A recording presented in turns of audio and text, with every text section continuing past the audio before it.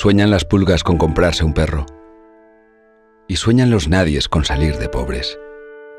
Que algún mágico día llueva de pronto la buena suerte. Que llueva a cántaros la buena suerte. Pero la buena suerte no llueve ayer, ni hoy, ni mañana, ni nunca.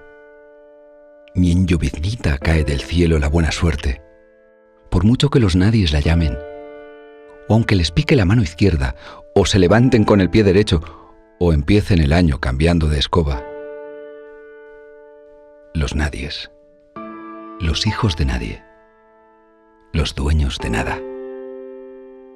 Los nadies, los ningunos, los ninguneados, corriendo la liebre, muriendo la vida, jodidos, rejodidos.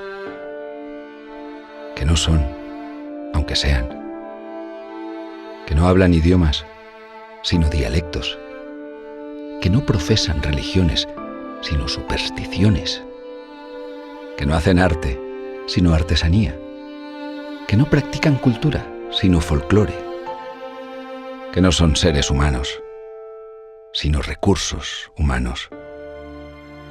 Que no tienen cara, sino brazos.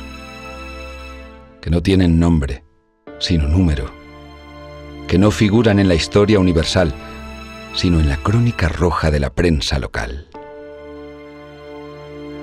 Los nadies, que cuestan menos que la bala que los mata.